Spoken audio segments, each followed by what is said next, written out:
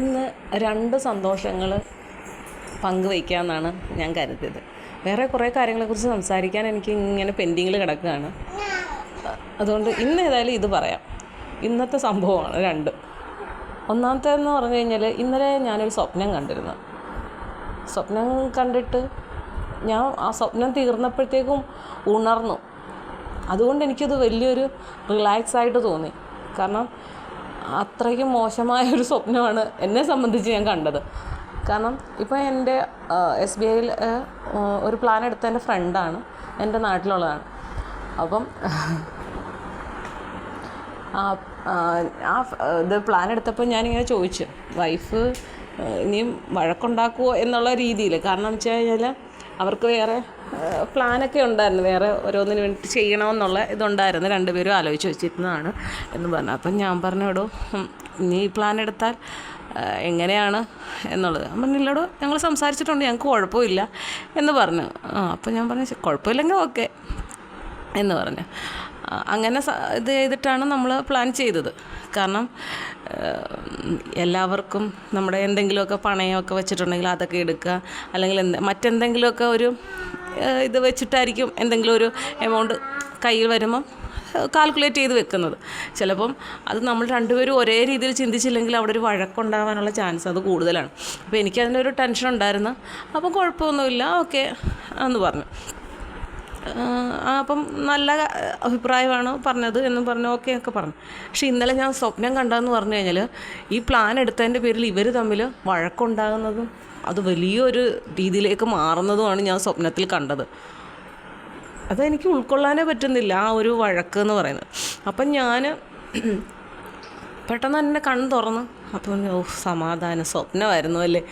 അപ്പം ഇന്ന് തന്നെ എൻ്റെ ഫ്രണ്ട് വിളിച്ചു. കാരണം ഇത് നമ്മൾ ഈ പ്ലാൻസ് ചെയ്ത് കഴിയുമ്പം ഓൺലൈനിൽ കുറച്ച് ഡീറ്റെയിൽസ് അതിൻ്റെ SBI അയക്കും. അതിനൊപ്പം തന്നെ ഒരു ബുക്ക്ലെറ്റ് പോലെ ഇതിൻ്റെ ഡീറ്റെയിൽസ് എല്ലാം വെച്ചിട്ട് ഒരു ഫയൽ പോലെ നമുക്ക് വീട്ടിലേക്ക് അയച്ചു തരും.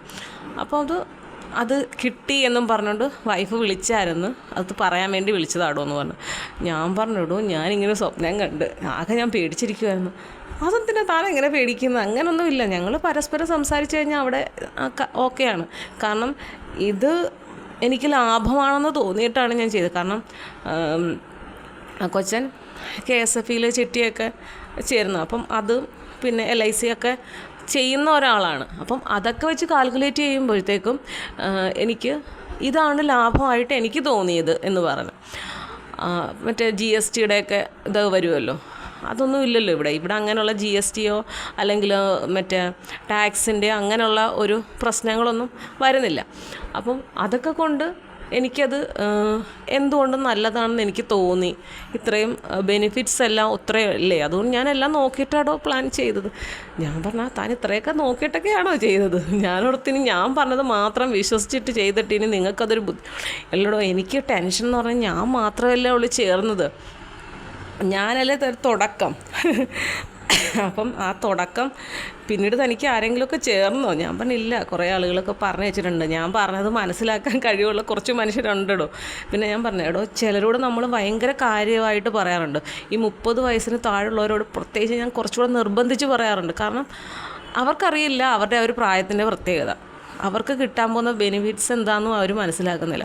പക്ഷേ എല്ലാവരും ചിന്തിക്കുന്നത് ഇപ്പോഴത്തെ കാര്യം കഴിഞ്ഞിട്ടല്ലേ പിന്നത്തത് എന്ന് ചിന്തിക്കുന്ന കുറച്ച് ആളുകളുണ്ട്. അപ്പോൾ അവരുടെ അടുത്ത് നമുക്കൊന്നും നടക്കത്തില്ല. ഞാൻ പിന്നെ കൂടുതലൊന്നും പറയാനും പോകത്തില്ലല്ലോ. പിന്നെ ഇതൊക്കെ മനസ്സിലാക്കാൻ ബുദ്ധിയുള്ള കുറേ മനുഷ്യരുണ്ട്. ഈ പറയുന്നതിലൊക്കെ കാര്യമുണ്ട്, ഇതിങ്ങനെയൊക്കെയാണ്, കുറച്ചൊന്ന് മാറ്റി വെച്ചാൽ നമുക്കത് പ്രയോജനം ചെയ്യും എന്ന് മനസ്സിലാക്കുന്ന ഒരു പറ്റ ആൾക്കാരുണ്ട്. അവർ നമ്മളോട് പറഞ്ഞിട്ടുണ്ട് ചെയ്യും എന്ന് പറഞ്ഞിട്ടുണ്ട്. അല്ലാതെ നമ്മൾ എത്ര പറഞ്ഞിട്ടും മനസ്സിലാകുന്നില്ല. പിന്നെ നമ്മളത് ചെയ്തു. താനത് വിഷമിക്കൊന്നും വേണ്ട, താൻ ആദ്യം തുടക്കം ഇട്ടതുകൊണ്ട് ഒരു മോശമായി പോകുമെന്നൊന്നും വിചാരിക്കണ്ട, എന്നോട് കുറച്ച് പേര് പറഞ്ഞിട്ടുണ്ട് എന്നൊക്കെ പറഞ്ഞു. എന്തായാലും എൻ്റെ ഫ്രണ്ട് അത്രയും ഡീറ്റെയിൽ ആയിട്ട് കാര്യങ്ങൾ പറഞ്ഞപ്പം എനിക്ക് ഭയങ്കരമായിട്ട് സന്തോഷം തോന്നി. അപ്പം അതും എല്ലാം കാൽക്കുലേറ്റ് ചെയ്തിട്ടാണ് പ്ലാൻ എടുത്തതെന്ന് എനിക്ക് മനസ്സിലായി. അപ്പം ഐ ആം ഹാപ്പി. അതാണ് ഒരു സംഭവം. പിന്നെ രണ്ടാമത്തെ സംഭവം എന്ന് പറഞ്ഞു കഴിഞ്ഞാൽ ഉച്ചയ്ക്ക് ഇതുവഴി ഒരു റോഡ് റോളർ പോയിരുന്നു. അപ്പോൾ ഞാൻ ഓർക്കുകയും ചെയ്ത് റോഡ് പണിയാണോ, പക്ഷേ വേറെ ഒന്നും കേൾക്കുന്നില്ലല്ലോ. അത് കഴിഞ്ഞ് ഞാൻ ഓപ്പൺ ടെറസിൽ വന്നപ്പോഴത്തേക്കും അവിടെ റോഡ് പണിയുടെ സൗണ്ട് കേൾക്കുന്നു. അപ്പം ഞാൻ വൈകുന്നേരം പോയപ്പോഴത്തേക്കും റോഡെല്ലാം അങ്ങേ അറ്റം വരെ തീർന്ന് അവരുടെ സാധന സാമഗ്രികളൊക്കെ വണ്ടിയെ കയറ്റുന്ന ഒരു ടൈമിലാണ് ഞാൻ അങ്ങോട്ട് പോകുന്നത് ക്ലാസ് എടുക്കാൻ. അപ്പോൾ റോഡ് നല്ല ക്ലീനായിട്ട് ഫ്രഷായിട്ട് കിടക്കുന്നത്. അതുവഴി നടന്നപ്പോൾ ഭയങ്കര സന്തോഷം. കാരണം ഈ ഒരു 3-4 മാസത്തിന് മുകളിലായി എന്ന് തോന്നുന്നു ഇങ്ങനെ കല്ലിട്ടിട്ട്, വലിയ പാറക്കല്ല് ഇട്ടിട്ട് ഇടയ്ക്ക് ഇവരെന്ത് ചെയ്യും, റോഡ് റോളർ വെച്ചിട്ട് ഇതിങ്ങനെ പൊങ്ങിക്കഴിയുമ്പോൾ ഒന്ന് ലെവൽ ചെയ്യും. പിന്നെ ഇത് വണ്ടി പോകുമ്പം എല്ലാം ഇങ്ങനെ ഇളകും.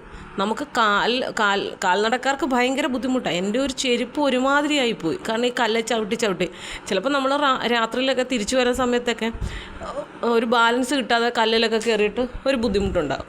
ഏതായാലും അത് ഇപ്പോൾ സ്മൂത്തായിട്ട് നടക്കാം. ഇല്ലെന്നുണ്ടെങ്കിൽ ഒരു 5 മിനിറ്റ് കൂടുതൽ വേണം ഈ ഒരു ഭാഗം പാസ് ചെയ്ത് പോകാൻ. ഇപ്പം റോഡ് ക്ലിയർ ആയതുകൊണ്ട് സ്പീഡിൽ നടക്കാൻ പറ്റുന്നുണ്ട്. അതുകൊണ്ട് അത് വലിയൊരു സന്തോഷം. ഇതൊക്കെയാണ് 2 സന്തോഷങ്ങൾ പങ്കുവയ്ക്കാനുള്ളത്. ഓക്കെ, ബാക്കി അടുത്തത്.